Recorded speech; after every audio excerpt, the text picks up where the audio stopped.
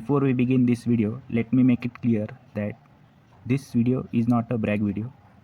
This video is made with a clear intent to help 12th class students to gain grip over the mathematics subject and also to motivate them to learn the mathematics. Hi everyone, my name is Chetan and I welcome you all to Chetan Tutorial Center, where I help students to ace mathematics in their board exam. In this video, I am going to share how I studied 12th standard mathematics and score 93 out of 100 in my board exams. I will also share my mark sheet, my study timetable and my learning resources. I will also share the strategy that I have used to study this subject. So if you want to score high in your 12th standard mathematics, do watch this video till end, and if you like it, give it a thumbs up and share it with your friend.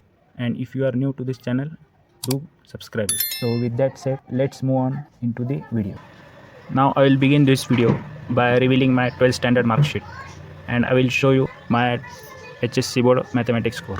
Again, let me make it clear that this is not a brag video, and I am doing this revealing just to establish the fact that I have claimed in my title and thumbnail. The purpose behind the reveal is strictly educational. So here is my 12th standard mark sheet. As you can see that I have blurred sensitive part of the mark sheet due to security reasons. Only the part which is important for helping students is exposed. See, my name is mentioned at the top of this mark sheet. Then about my state board division, which is Pune, followed by period in which exam was conducted, that is February 2008, followed by the grade awarded, that is first class with distinction. Nothing exceptional. Then it comes the actual subject wise mark list. At the third spot you can see the score of mathematics and statistics, in which I have obtained 93 out of 100 marks, which is topic of discussion for this video. So I hope this is enough to support my claim about my math score in HSC board exam. So what you can learn from this: if you are a student who is scoring between 60 to 65%, then by scoring 90 plus in mathematics, you can take your percentage above 75%. So guys, अभी मैं आपसे study materials share करूँगा जो कि मैंने use किए थे to study 12th standard mathematics. First one was lecture notes. अभी जो रेगुलर लेक्चर नोट्स होते थे वो यूज़ करता था. उसमें कुछ क्लास में जो कंसेप्ट सिखाए होते थे वो होते थे. फिर उसमें क्लास में जो एग्जांपल्स लिए होते थे वो प्रैक्टिस करते थे. फिर उसके बाद एक टेक्स्ट बुक होता था नरेंद्र पब्लिकेशन का, which was used as a reference book. तो वो जो टेक्स्ट बुक होता था वो स्टैंडर्ड टेक्स्ट बुक होता था. उसी में से टीचर्स भी नोट्स बनाकर हमें सिखाया करते थे. तो उसके साथ और एक बुक होता था फ्रॉम निराली पब्लिकेशन एंड फड़के पब्लिकेशन.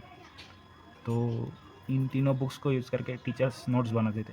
फिर उसी नोट्स को वो क्लास में पढ़ाते थे. जो प्रैक्टिस करते थे हम, तो उन्हीं टेक्स्ट बुक्स को यूज़ करके. मैं 12th स्टैंडर्ड में था, तो ऐसा कोई स्टैंडर्ड बुक बोर्ड ने प्रिंट नहीं करवाया था जिससे हम यूज़ कर सकते थे. डिफरेंट पब्लिकेशन हाउस होते थे, तो वही टेक्स्ट बुक को पब्लिश करते थे और उन्हीं टेक्स्ट बुक को यूज़ करके हम पढ़ते थे.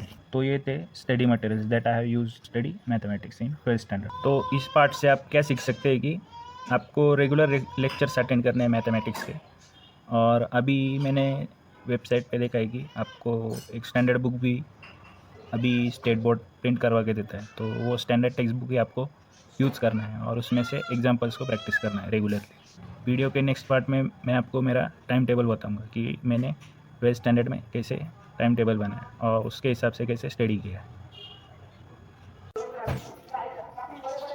If you want to succeed in maths, तो एक अच्छा टाइम टेबल आपको बनाना पड़ेगा, क्योंकि हर एक इंसान के पास 24 आवर्स होते हैं. तो उसका जो सक्सेस है, उसका जो टारगेट अचीव करने का जो पोटेंशियल है, वो उस 24 आवर्स को कैसे यूज़ करता है ये उस पर डिपेंड होता है. तो मैंने भी एक छोटा सा टाइम टेबल बनाया था to study the mathematics. Maths में 2 पार्ट्स होते थे, मैथ्स 1 और मैथ्स 2. तो मैथ्स 1 और मैथ्स 2 ये दोनों के लिए डेली 1 आवर्स प्रैक्टिस करने के लिए अलॉट किया जाता था. ये जो प्रैक्टिस होती थी ये काफ़ी फोकस्ड प्रैक्टिस होती थी. तो ये यूजुअली जो सुबह का टाइम होता था, तो सुबह के टाइम में ये प्रैक्टिस करता था जिससे फोकस बना रहे, तो कॉन्सेप्ट्स को ग्रास्प किया जाए. फिर वीकेंड में जो टाइम होता था उस टाइम में रिवीजन की जाती थी। तो रिवीजन में भी मैंने टाइम अलॉट किया था। तो इस तरह से हर वीक में रिवीजन करता था। पूरे मंथ में पढ़ा है वो रिवाइज करने के लिए भी एक संडे अलॉट कर देता था। तो एक संडे में डेली 2 आवर्स सफिशेंट होते थे। तो कम से कम मैंने डेली 2 आवर्स प्रैक्टिस की और फोकस इस पर था कि ये टाइम टेबल इम्प्लीमेंट हो और थोड़ा फ्लेक्सिबल भी रखता था, क्योंकि हर घर में कुछ इंपॉर्टेंट इवेंट्स होने की वजह से हमें इन बातों को भी ध्यान में रखते हुए अपना टाइम टेबल बनाया था मैंने।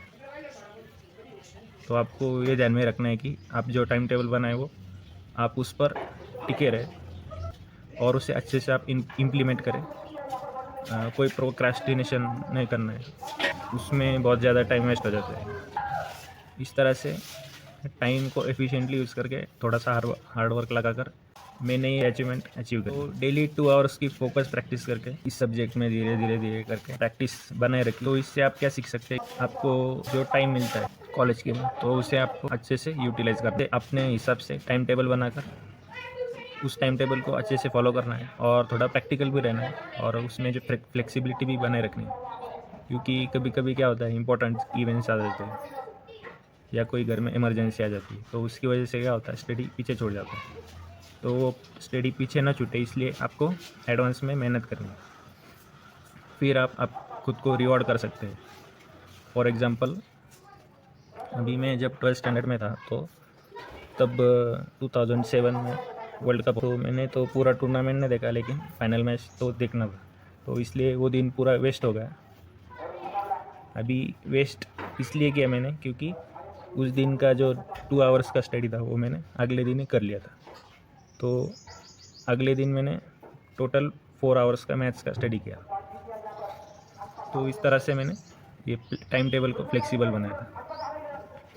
टाइम टेबल को फ्लेक्सिबल बनाइए और अपने आप को रिवार्ड कीजिए। अगर कोई बहुत ही इम्पोर्टेंट इवेंट है, अगर कोई भी चीज़ आप स्टडी से ज़्यादा इम्पोर्टेंट है तो आप स्टडी पहले कर लीजिए और फिर जो अगले दिन का टाइम बचेगा उसे आप उस एक्टिविटी में लगाइए। अगर आप टाइम को अच्छे से यूटिलाइज कर पाए तो इससे क्या होगा, आप इस सब्जेक्ट पर अच्छे से ग्रिप अचीव कर सकते हो। आप पूरे वीक में जो स्टडी करते हैं तो वीकेंड में उस स्टडी का रिवीजन कीजिए। फिर पूरे महीने में जो स्टडी करते हैं उसके लिए आप एक संडे रिवीजन के लिए आप उसे यूटिलाइज कीजिए। कंसिस्टेंसी भी बनाए रखनी है विदाउट एनी प्रोक्रास्टिनेशन। तो भाई आप भी अपना टाइम टेबल बना लीजिए और अगर कोई आपको गाइडेंस चाहिए तो मुझे भी आप बता सकते हैं कमेंट बॉक्स में।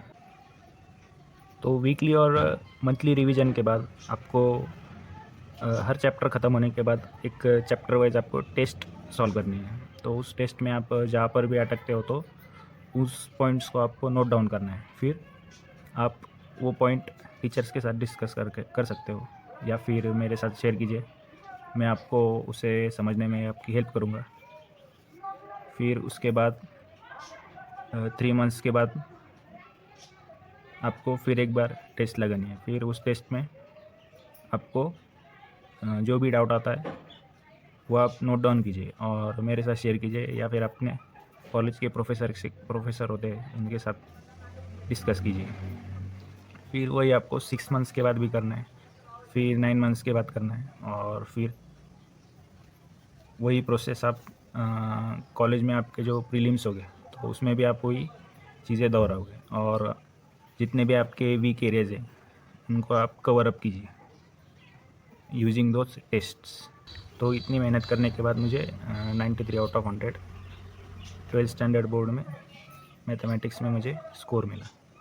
तो इसके लिए मैं मेरे पेरेंट्स, टीचर्स और फ्रेंड्स का शुक्रिया अदा करूँगा। तो अगर आप भी प्रैक्टिस करना चाहते हैं तो मेरे साथ जुड़ सकते हैं मेरे इस यूट्यूब चैनल पर। यहाँ पर मैं मैथमेटिक्स से रिलेटेड सारे वीडियोस पोस्ट करता हूँ और प्रैक्टिस लेक्चर्स भी यहाँ पर कंडक्ट करूँगा। तो आइए मेरे साथ जुड़िए।